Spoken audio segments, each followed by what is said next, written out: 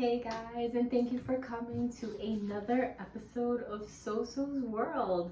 So I'm glad you guys are here, and this is an exciting one because this orchid I actually got on the streets of Chinatown for 35 bucks. I don't know what kind of orchid it is, another no idea. I do know it's an Oncidium. And pretty much she showed me pictures of it and it looked beautiful. I was like, oh my god, I gotta have this. But since I got it, it's had two new growths. So new growths are this. So these two things are growths. Once I repot this one, I'm pretty much good with all of my repottings. I don't have any more that need urgent. I have one that's in spike, meaning that's gonna bloom into a flower, but I don't want to touch it. So usually when they're in spike or you see that they're you know, pretty much a flower is coming, you do not want to disrupt the root system. Very bad. So yeah, so since this one is not in spike, nothing looks like it's gonna be spiking, we're going to pretty much take it out of this because it's outgrown it. You see it's already scraping there. Yeah, I don't like it. And I've been soaking this actually in water for about 2 hours, just because Oncidiums are like little strings everywhere. Their, you know, roots are very intertwined. You're gonna see this pot must be super root bound, and it just makes life easier for these. So let's start here. I already washed my hands, I sterilized my scissor. I have here also, you know, hydrogen peroxide. This is what is this? I don't know what percentage it is. I don't know where it says it, but this is like the basic kind. Sorry, it is 3%, which is like the basic kind. Believe it or not, that helps orchids. Yeah, if you notice like there's a lot of root breakage, you notice a lot of things, you know. Also if the roots seem funky, like you see something different or something's not right. So yeah, I've been already soaking this for about 2 hours and it's still not coming out easily. So let's see here. Just trying to squeeze it, if you guys see. Yeah, water everywhere, but this should be a fairly fast one.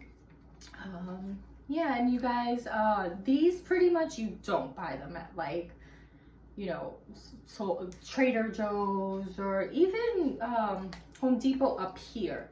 In the South, Home Depot hooks it up.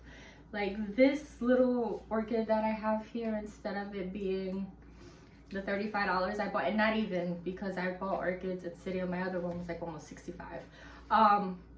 But yeah, like they're like $5, $7, and like literally like Home Depot.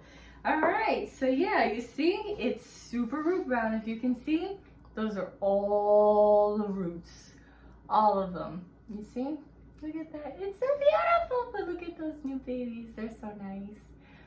So yeah, so let's now see. So pretty much this is a rock of sphagnum moss, and I'm sure that's all that's in it.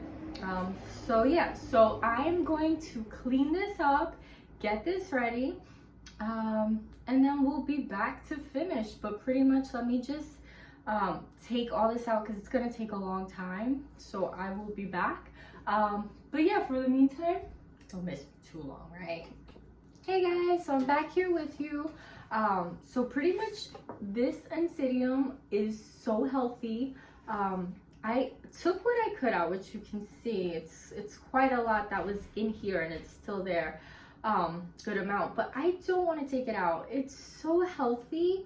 A lot of there's really no bad roots. It looks so good, and I don't want to keep compromising all the roots because these roots are so beautiful and so healthy. So I kind of want to leave beautiful alone. I didn't need any peroxide. Like I said, I really tried not to cut anything at all, if anything, nothing. So pretty much just gonna put my new moss, give it something fresh, even though like that moss is good, but I'm sure it's been there for quite some time. So let's do that. Oncidiums, so like with them, I'm very scarce on the rocks. I don't put a lot.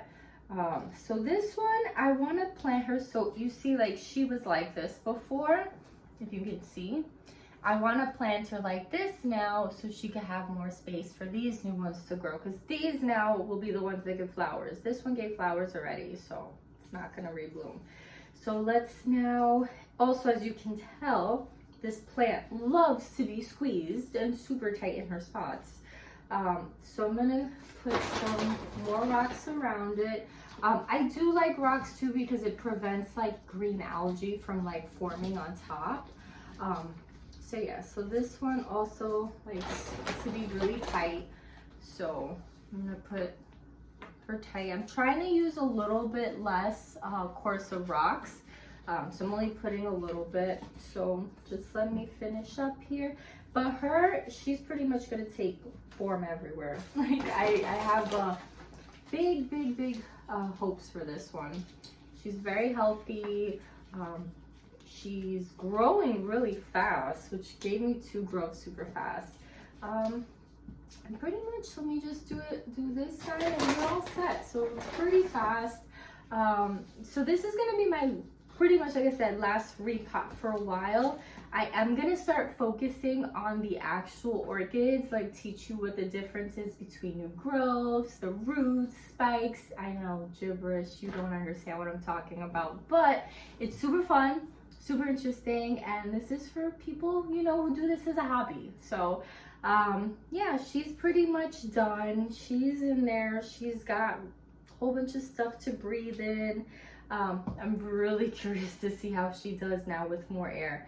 But yeah, but pretty much now next videos are gonna be a little bit more hands-on, different types of views. You know, I'm playing with some stuff. Like I said, I'm gonna get better with time, but pretty much, yeah, I hope you enjoyed and I will see you guys soon. Take care.